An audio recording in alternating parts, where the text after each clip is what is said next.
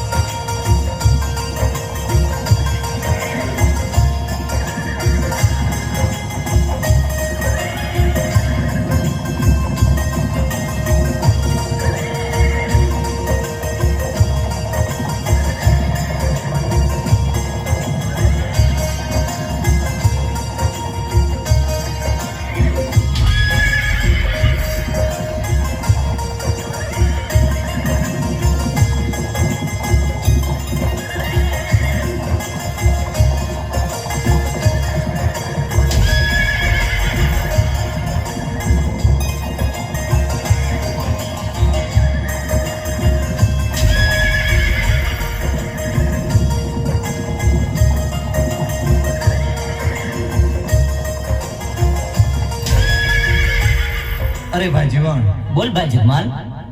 હાલી હાલીને આપણે બહુ થાક્યા હો.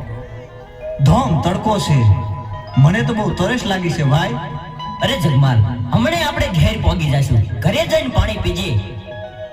અરે ભાઈ, ઘરે પહોંચાય એવું નથી. આ નજીકમાં ક્યાંક પાણી મળે તો વધારે સારું.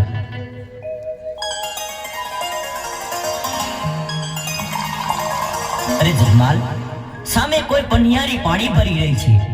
પાણી પી અને જલ્દી પાછો આવજે.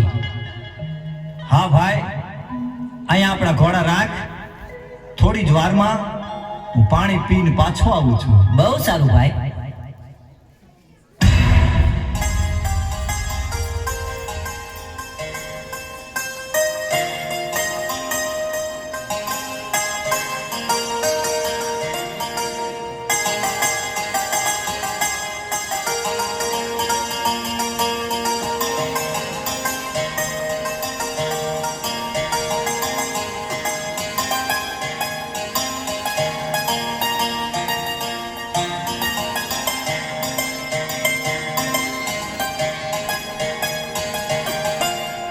અરે જુવાન, તમે કોણ છો અને આયા શું કરવા આવ્યા છો? અરે મને ન ઓળખ્યો? હું ખારી ખાવડનો જગમાલ, આ ગામના મુખી તરીકે આ ગામનો મોભાદાર માણસ પાણી પીવા આવ્યો છું. તમે કોણ છો? હું કાળુવેલ દેવી પૂજકની દીકરી ગોમત છું. તો પાણી પાછો? ના ના જગમાલ, અમારા હાથનું પાણી તમારે ના પીવાય, કારણ કે તમે રહ્યા મોભાદાર માણસ અને અમે તો નિસુવરણ કહેવાય. શું કીધું? પાણી તો શું? પહેલી જ નજરે ભાળતા હૈયાએ નિર્ણય લઈ લીધો છે કે આખી જિંદગી તારા હાથના રોટલા ખાવા છે. અરે આ શું બોલ્યા તમે? આખી જિંદગીનો સાથ? જગમાલ, તમે જો પ્રીતે બાંધવાની વાત કરતા હોય ને તો વિચારીને કહેજો. જન્મો જન્મની વાત કરીને પછી પાછળથી દગો તો નહીં દો ને. અરે ગોમત, અમારી હથેળીમાં પાણી આપ, પછી હું પાણી પીશ.